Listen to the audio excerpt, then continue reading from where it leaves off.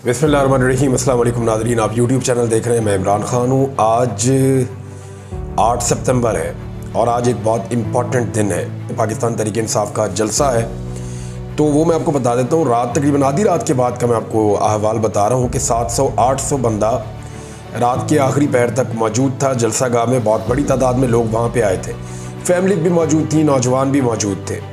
और कुछ चीज़ें हैं जो आपको मैं रिपोर्ट कर दूँ। अच्छा देखें, PMLN हो गई या पीपल्स पार्टी हो गई, वो नॉर्मली अपना अगर कोई इवेंट करते हैं जिसमें नवाज शरीफ ना हो या आसिफ अली जरदारी ना हो, तो वो इवेंट या उसमें मरीम नवाज या आप कह लें उसको बिलावल ना हो, तो वो बहुत छोटा रह जाता है। आपको याद होगा PMLN की क़यादत ने लिबर्टी चौक में बड़ा जोर लगाया था, अल्लाह रखा पेप्सी को ला कर, तो 200 बंदा इकट्ठा नहीं हुआ था।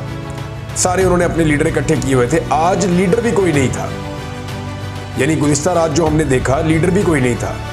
और अगले दिन जलसे में भी आज के दिन में लीडर ने नहीं होना, इमरान खान ने जलसा गाह में मौजूद नहीं होना। छुट्टी वाला दिन है, बेल भी नहीं हो सकती आज के दिन में।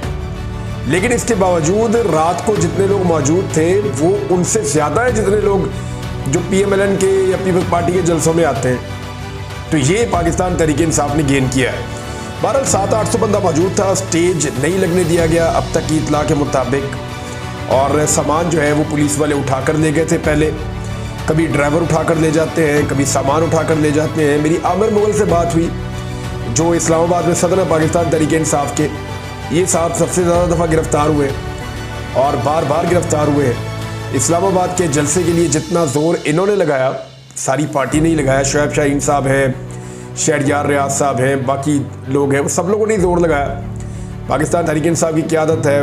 मैं देख रहा था उमर अयूब साहब को, बैरिस्टर गौर को, बाकी लोगों को। आज़म सवाती स्पेशली आए हुए हैं, अब फैसल साहब हैं, फैसल रियाजी साहब, बाकी सारे पाकिस्तान तहरीक इंसाफ के बेशुमार लोग बहुत ज़्यादा जोर लगा रहे हैं जलसे को कामयाब बनाने के लिए।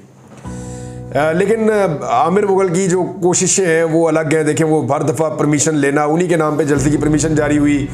पिछली मरतबा जब जलसा कैंसिल हुआ तो मैंने उनको बहुत तकलीफ़ में भी देखा। तो उनसे मेरी जब बात हुई तो उन्होंने कहा जी कि तो एक तरह से नो-गो एरिया इसको बना रहे हैं। कंटेनरिस्तान बनाकर रख दिया पूरे इस्लामाबाद को पुलिस ने। रावलपिंडी और इस्लामाबाद से आने वाले रास्ते बंद कर दिए हैं और साउंड सिस्टम जो है वो अभी तक नहीं लगने दिया जा रहा। अब अगर अभी तक साउंड सिस्टम नहीं लगा तो साउंड सिस्टम की आपको पता है कि बहुत बड़ी तादाद में लोग आ रहे हैं, तो वो ज़रूरत होगी।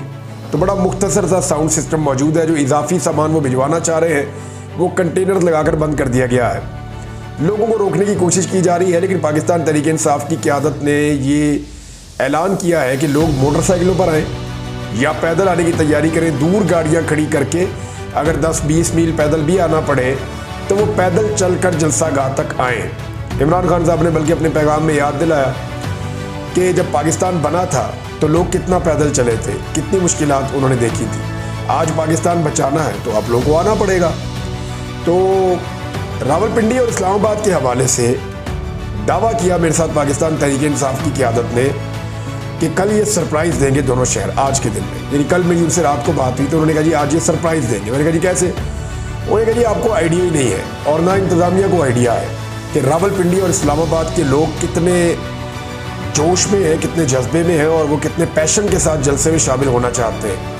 क्योंकि हमारे जो लीडर्स हैं या जो हमारे वर्कर्स हैं वो ग्राउंड से हमें रिपोर्टें भेज रहे हैं। लोग इतनी बड़ी तादाद में निकलेंगे कि कोई कंटेनर, कोई रुकावट, कोई पुलिस का नाका उनको नहीं रोक पाएगा। वो सीधे जलसा गाह में पहुंचेंगे और जो खैबर पख्तूनख्वा से काफ़िला आ रहा है उसको रोकना तकरीबन नामुमकिन है। उसकी वजह यह है कि जितने बड़े इक्विपमेंट के साथ वो आ रहे हैं, अली अमीन गंडापुर का ये दावा है कि उनके काफ़िले को नहीं रोका जा सकता, चाहे एक की जगह 10 रुकावटें डालें, जगह जगह पर रोकें, लेकिन जिस मशीनरी के साथ जिस तरह वो आ रहे हैं उनको नहीं रोका जा सकता। बहरहाल पुलिस अभी सामान अंदर नहीं जाने दे रही, लेकिन इसके बावजूद गलियां जो हैं उनके अंदर रास्ते हैं और मोटरसाइकिलों पे लोग किसी न किसी तरह करके पहुंचेंगे और जब पहुंचेंगे रश बनेगा तो फिर कंटेनर वगैरह हट जाएंगे। और पाकिस्तान तहरीक इंसाफ को मुझे लगता है कि आज के दिन में चंद घंटे मिल जाने चाहिए जिसमें वो अपनी तैयारी मुकम्मल कर लें। अगर तो हुकूमत ने डिसाइड कर लिया कि बहुत बड़ी लड़ाई में जाना है फिर तो वो इसको रोक पाएंगे या रोकने की कोशिश करेंगे, लेकिन उसमें लड़ाई बहुत होगी, नुकसान हो जाएगा। और अगर हुकूमत बचना चाहती है लड़ाई से, तसादुम से, तो फिर ये जलसा होने देना चाहिए। अब इसमें कुछ चीज़ें हैं। एक तो जो लाहौर से क्राउड निकलना था पाकिस्तान तहरीक इंसाफ का, क्योंकि गुज़िश्ता रात वहाँ पे ख़त्म नबूवत के हवाले से एक प्रोग्राम था मजहबी जमातों का, फजलुर रहमान साहब, तो उधर से पाकिस्तान तहरीक इंसाफ के कारकुन बड़ी तादाद में उस जुलूस के साथ लाहौर से निकले। यानी उन्होंने उसका कवर दिया है। मैंने आपसे कहा था कि मैं आपको बताऊंगा कि तहरीक इंसाफ के लोगों ने कैसे निकलना है लाहौर से।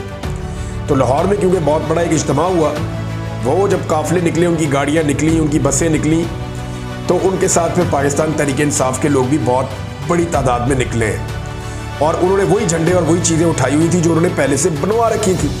तो तहरीक इंसाफ ने एक शातिर चाल चली है और ये आइडिया मैं आपको बताऊंगा ये आइडिया किसका था और किस तरह ये आया, क्योंकि मेरे पास बेसिक वो ऑडियो मौजूद है शुरू में जिसने ये आइडिया दिया था। तो वो जो जुलूस निकलना था ख़त्म नबूवत वालों का, उनके साथ वापसी पे पाकिस्तान तहरीक इंसाफ के लोग शामिल हो गए और वो अब इस्लामाबाद के गिरदोनवा में मौजूद हैं। जबकि खैबर पख्तूनख्वा से बहुत बड़ी तादाद में 2-2.5 हज़ार लोग जो है वो आकर अभी अपने जानने वालों रिश्तेदारों के घरों में इस्लामाबाद रावलपिंडी में ठहरे हुए हैं और जलसा के अतराफ़ में भी हैं। वो लोग भी फौरी तौर पे सुबह एक्टिव हो जाएंगे और पहुंच जाएंगे। तो इस तरह एक बहुत बड़ा क्राउड इस्लामाबाद में ऑलरेडी मौजूद होगा। अगर पुलिस ने कोई जंग लड़नी है या उनको कोई एडवेंचर करना है तो उनका सारा दिन इसी काम में लगा रहेगा जब तक कि अली अमीन गंडापुर का बड़ा काफिला या पंजाब से आने वाले काफिले पहुँच ना जाए। फिर रावलपिंडी और इस्लामाबाद के शहरी जो हैं वो मुख्तलिफ रैलियों की शक्ल में और छोटे बड़े ग्रुपों की शक्ल में जलसागाह की तरफ आएंगे और आप ये सारे मनाजिर कल देखेंगे अपनी टीवी स्क्रीन के ऊपर, अगर टीवी ने दिखाया तो, वरना आप सोशल मीडिया के ज़रिए अपने टीवी पे या अपने मोबाइल पे आप ये सारे मनाजिर देख रहे होंगे। एक दो चीज़ें मैं आपको और बता दूं। एक तो रावलपिंडी की अदालत ने हुक्म दे दिया है और उनके हुक्म के मुताबिक अब रोका नहीं जा सकता। उन्होंने बाकायदा पुलिस को ये हुक्म दिया है रावलपिंडी की कि आपने रोकना नहीं है, लोगों के साथ जुल्म ज़्यादती नहीं करनी। लोग अगर जलसे में जा रहे हैं तो कारकुनों को आपने हरासा नहीं करना। यानी सिंपल ये है कि रावलपिंडी की अदालत ने पुलिस को मना कर दिया है कि वो पाकिस्तान तहरीक इंसाफ के कारकुनों को हरासा करने से बाज रहें, क्योंकि वो एक अपने कानूनी और आईनी हक के लिए जा रहे हैं। एक एहतजाजी जलसा है उनका। अब आज के दिन में जो कुछ भी होगा वो मैं आपको आफ्टरनून में रिपोर्ट कर दूंगा और सारी चीज़ें हम आपको बता देंगे। लेकिन ये जलसा पाकिस्तान के लिए और पाकिस्तान तहरीक इंसाफ के लिए बहुत अहम हो गया है, क्योंकि अब पाकिस्तान तहरीक इंसाफ और पाकिस्तान की सियासत एक नेक्स्ट राउंड में या अगले फेज़ में दाखिल हो रही है। वो जो गेटवे खैबर पख्तूनख्वा से खुलना था पंजाब की जानिब, वो इस्लामाबाद जलसे से खुलना था और इस्लामाबाद जलसे के बाद मामला जाएगा पंजाब की तरफ। तो 8 सितंबर के बाद अब इस जलसे के बाद एक नया राउंड शुरू हो रहा है और पंजाब और सिंध की क़यादत पर दबाव बहुत बढ़ जाएगा कि वो भी अब कामयाब जलसे करके दिखाएं। यानी जो पीटीआई की पंजाब की और सिंध की क़यादत है उन्हें भी फिर जलसे करने पड़ेंगे और पाकिस्तान के अंदर भी पाकिस्तान के बाहर भी सबकी नज़रें जो हैं वो इस 8 सितंबर के जलसे पर लगी हुई हैं। ख़ासतौर पे एस्टेब्लिशमेंट जो है वो भी इस जलसे को देख रही है और उनकी नज़रें भी इसके ऊपर हैं और लोग निकल पड़े हैं, कई जगहों से रास्ते पे हैं। हलीम आदिल शेख साहब सिंध से आ रहे हैं काफ़िले लेकर। सिंध में अलबत्ता गिरफ्तारियाँ हुई हैं। सिंध पुलिस ने कारकुनों को गिरफ्तार करके जेलों में डाला है, यानी लॉकअप्स में बंद किया है। उनकी वहाँ से वीडियोस भी आ रही हैं बेचारों की। तो सिंध के अंदर बड़ी बुखलाहट है, वो पाकिस्तान तहरीक इंसाफ के कारकुनों को रोक रहे हैं। जबकि पंजाब के अंदर जो है वो अभी सूरत हाल अभी तक जब मैं ये वीडियो रिकॉर्ड कर रहा हूँ तब तक उतनी ख़राब नहीं है जितनी उम्मीद की जा रही थी। खैबर पख्तूनख्वा की जानिब से चतराल से लेकर स्वाबी तक तकरीबन तमाम अजला से पाकिस्तान तहरीक इंसाफ के काफ़िले तैयार हैं। मालाकंड डिवीज़न है, हज़ारा डिवीज़न है, DA खान, पेशावर, चारसद्दा, मरतान, अटक, रावलपिंडी, चकवाल, झेलम, गुजरात, ये हर तरफ से पाकिस्तान तहरीक इंसाफ के लोग शाम तक पहुँचेंगे इस जलसे में, जो जलसा पाकिस्तान तहरीक इंसाफ का और पाकिस्तान की सियासत का रुख मोड़ सकता है। जलसा की जो वेन्यू में तब्दीली हुई थी, जो जगह थी पहले और उसके अलावा दूसरी जगह दी गई जो चंद 100 मीटर दूर है, उसकी वजह नवाज शरीफ और मरियम नवाज साहिबा का एतराज़ बताया जा रहा है कि ये दो लोग एतराज़ कर रहे थे। एतराज़ की जो वजूहात हैं वो आने वाले दिनों में मैं कुछ चीज़ें आपको बताऊंगा बड़ी इंटरेस्टिंग, क्योंकि मियाँ साहब बहुत परेशान हैं। वो इस वजह से कि अब एस्टेब्लिशमेंट जी थकना शुरू हो गई है। देखिए उनकी हिम्मत भी तो जवाब दे रही है। नून लीग और पीपल्स पार्टी के लिए दो चीज़ें बहुत इंपॉर्टेंट है, इस वजह से वो सख्ती कर रहे हैं इस्लामाबाद में भी और सिंध में भी और पंजाब में भी। तो जो दो चीज़ें बहुत अहम है उनमें एक तो ये है कि एस्टेब्लिशमेंट ऐसा लगता है कि अब थकना शुरू हो गई है। ये लड़ाई इतनी लंबी कभी होती नहीं, पॉलिटिकल पार्टीज़ को 1-1.5 महीने में दबा लिया जाता है। 2.25 साल 2.5 साल हो गए, मारते जा रहे हैं। एक पॉलिटिकल पार्टी हारती नहीं है, बल्कि लोगों में उसकी मकबूलियत बढ़ती चली जा रही है और एस्टेब्लिशमेंट की मकबूलियत को मनफी असरात उसके ऊपर पड़ रहे हैं। हुकूमत डिलीवर कर नहीं सकी, दूसरा मसला ये है। और मुकम्मल सपोर्ट एस्टेब्लिशमेंट की होने के बावजूद हर लम्हे हुकूमत की मुखालफत में इजाफा हो रहा है और वो डिलीवर नहीं कर पाई। तो इस सिचुएशन में हुकूमत को एक चीज़ का डर है कि कहीं एस्टेब्लिशमेंट पाकिस्तान तहरीक-ए-इंसाफ को मारने से या इमरान खान की मुखालफत से अपने आप को कहीं दूर ना ले जाए। अगर एस्टेब्लिशमेंट ने इमरान खान साहब की मुखालफत छोड़ दी, और ये जब इस तरह के जलसे होते हैं या अवामी इज्तिमात होते हैं, तो एस्टेब्लिशमेंट में ये सोच बढ़ती है कि लोग तो उधर खड़े हैं, हम कहाँ खड़े। यानी एक आर्मी चीफ का एक स्टेटमेंट था, उसके ऊपर एक नौजवान ने जवाब लिखा हुआ था। आर्मी चीफ ने कहा था कि पाकिस्तान के लोग पाकिस्तान की फ़ौज से प्यार करते हैं। तो नौजवान ने कहा जी हम तो आज भी प्यार करते हैं, वहीं खड़े हैं, लेकिन आप कहाँ खड़े हैं और किन के साथ खड़े हैं। ये नौजवान फिर ऐसी बातें पूछते हैं तो इनका असर पड़ता है। अब अगर एस्टेब्लिशमेंट बीच में से निकल जाती हैं तो चंद चीज़ें हैं जो बड़ी खौफनाक हो जाएंगी। DGISPR की जो बातें हमने लास्ट प्रेस कॉन्फ्रेंस में सुनी, उनमें जो चंद जुमले और चंद चीज़ें शामिल होती थी, इंतशारी टोले या जत्थे या डिजिटल दहशतगर्द या इससे मिलती जुलती बहुत सारी इस्तिलाहात, वो उन्होंने इस्तेमाल नहीं की। उन्होंने मईशत पे बात करने से भी गुरेज किया, क्योंकि मईशत का भट्टा बिठा दिया है इस हुकूमत ने और कोई उम्मीद भी नहीं है कि मईशत ठीक हो जाए। तो जब भट्टा बैठ गया और उम्मीद भी नहीं है तो अपने गले डालने की क्या ज़रूरत है एस्टेब्लिशमेंट को। तो DGISPR ने गुरेज किया। जब ये सारी चीज़ों को इकट्ठा करके देखती है PMLN और पीपल्स पार्टी, तो उनके लिए मुश्किल हो जाती है, क्योंकि अगर एस्टेब्लिशमेंट अपने आप को इस लड़ाई से बाहर निकालती है तो इमीडिएटली जो चीज़ें होंगी वो मैं आपको बता देता हूँ। एक तो जो सिविल इंतज़ामिया है, ब्यूरोक्रेसी या पुलिस, उनके ऊपर हुकूमत की गिरफ्त कमज़ोर हो जाएगी। फिर मीडिया उनके कंट्रोल से निकल जाएगा, क्योंकि हुकूमतें मीडिया कंट्रोल नहीं कर सकती, ये एस्टेब्लिशमेंट ही करती है। अदलिया के ऊपर जो कंट्रोल करने की इनकी कोशिश है वो मुमकिन नहीं रहेगा। अदलिया अपनी स्पेस रीगेन कर लेगी और इंडिपेंडेंटली फैसले देगी, जो हुकूमत को, नून लीग को, MQM को, पीपल्स पार्टी को सूट नहीं करता। इमरान खान को जेल में रखना तकरीबन जो है वो नामुमकिन हो जाएगा। अवामी रद्दमल बढ़ता चला जाएगा और उसके नतीजे में ये तीनों सियासी जमातें मज़ीद गैर मकबूल हो जाएंगी। ये सारा का सारा मलबा 3 सियासी जमातों पर गिरेगा, पीपल्स पार्टी, PMLN और MQM। एस्टेब्लिशमेंट अपने आप को बाहर निकाल लेगी तो मलबा इन पे गिर जाएगा ज़्यादा। इमरान खान के खिलाफ जो 9 मई का बयानिया है वो कमज़ोर पड़ जाएगा।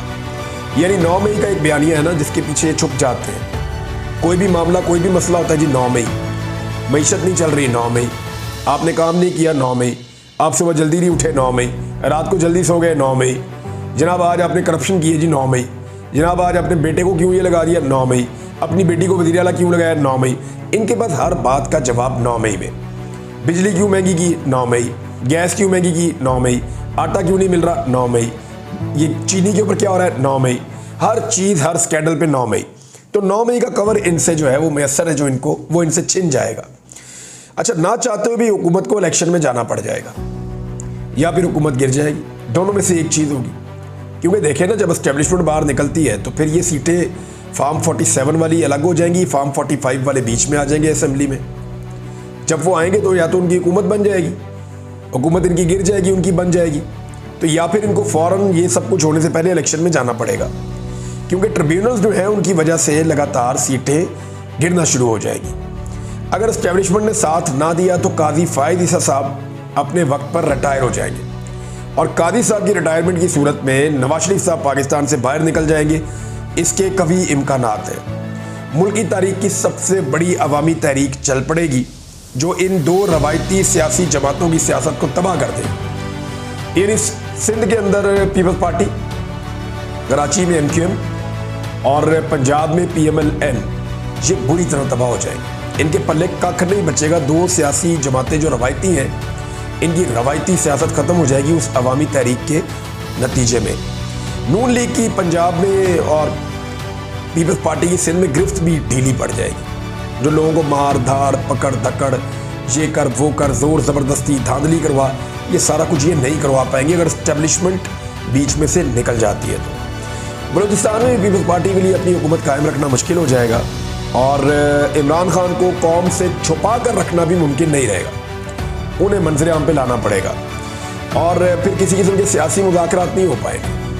फिर फैसला अवाम ही करेगी, चाहे वो एहतजाज में करे, तो चाहे वो जलसे जुलूसों में करे, रैलियों में करे, तो चाहे वो बैलेट पेपर के ऊपर ठप्पे लगा कर करे, तो फैसला वो जो है वो अवाम के पास चला जाएगा। तो इस वजह से नून लीग और पीपल्स पार्टी चाहते हैं कि तसादुम कायम रहे, लड़ाई चलती रहे, कुछ ना कुछ करके एस्टेब्लिशमेंट की और पीटीआई की जंग जारी रहे, जो ये बड़ी कामयाबी से पिछले 2-2.5 साल से सिलसिला चला रहे हैं। और एस्टेब्लिशमेंट जो है उसके लिए ज़रूरी ये है कि वो अपनी इज्जत बचाए। देखिए, पाकिस्तानियों को जो चीज़ें समझ आ गई हैं वो चीज़ें पाकिस्तानी भूलेंगे नहीं।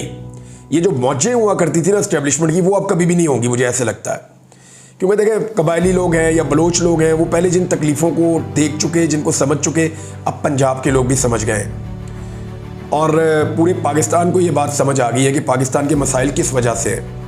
मसाइल की सबसे बड़ी वजह यह है कि पाकिस्तान के सियासी मामलात में एस्टेब्लिशमेंट मुदाखलत करती है और हमेशा से करती चली आई है। अपने ज़ाती मफादात के लिए जो बड़े लोग हैं वो ये सब कुछ करते हैं। तो लोगों को अभी इस बात का पता है। तो एस्टेब्लिशमेंट के बाद मुझे नहीं लगता कि दूसरा कोई ऑप्शन है कि वो अपनी जान छुड़ाएं और इसमें से निकले। तो उनको निकल जाना चाहिए, क्योंकि हुकूमत जो उन्होंने बनाई वो डिलीवर कर नहीं पा रही और इकॉनमी ठीक है नहीं। इमरान खान साहब की मकबूलियत में कमी हो नहीं रही। तो दो ही रास्ते हैं, या तो मार्शल लॉ लगा दें, तो या फिर इमरान खान साहब के लिए जो मुखालफत का एक बाजार गर्म किया हुआ है उसको ठंडा करें, आराम से अपने काम से काम रखें और पाकिस्तान को आगे चलने दें। सियासी प्रोसेस जो है वो सियासी जमातें और इदारे जिनकी जिम्मेदारी है वो मिलकर चला लें। अब एक और जो है वो अजीबोगरीब चीज़ हो रही है, और वो एक खातून ब्लॉगर है, उनको जवाब बनाकर एक कहानी गढ़ दी गई है कि जनाब इमरान खान अब यहूदियों का एजेंट है। क्योंकि एक औरत है, उसने कोई ब्लॉग लिख दिया है वो जी अब इमरान खान यहूदियों का एजेंट हो गया। इससे पहले एक और औरत ने लिखा था तो पता चला था कि इमरान खान कट्टर मुसलमान है, वो तालिबान का दोस्त है। यानी 180 डिग्री का यू टर्न है। फिटे वो ऐसे यू टर्न पे इनको समझ ही नहीं आती। इमरान खान को ना दुश्मन भी बड़े कम ज़र्फ मिले, कोई अक्ल वाले लोग भी नहीं मिले। इमरान खान साहब को एक बड़ा रिलीफ मिला है, वो मैं आपको बता देता हूँ, और वो उनको मिला इस्लामाबाद हाई कोर्ट से। क्योंकि वहाँ इमरान खान साहब को बहुत परेशान किया जाता था, तो हाई कोर्ट ने बाकायदा 3 वकला जो हैं उनको अब निगरान मुकर्रर कर दिया है। वो 3 वकला जाया करेंगे इमरान खान साहब के केसेस को सुनने के लिए, उनमें से कम एक, और वकला की जो मुलाकातें हैं उनका तरीक़ाकार भी बताया गया। तो अदालत ने बड़ा टाइट कर दिया मामला कि जो ज़्यादतियाँ इमरान खान साहब के साथ जेल में हो रही थी उनमें से ज़्यादतियों के एक बड़े हिस्से के ऊपर कंपनसेशन हो गई है। तो ये इमरान खान साहब के लिए एक बड़ा रिलीफ है। टाइम कम है, डिटेल में बाद में बताऊंगा, लेकिन आज पाकिस्तान तहरीक इंसाफ का जलसा है। जो भी सिचुएशन आगे बढ़ेगी मैं आपको टाइम टू टाइम बताता रहूँगा। अब तक के लिए इतना ही। अपना ख्याल रखिएगा, अपने इस चैनल का भी। अल्लाह हाफ़िज़।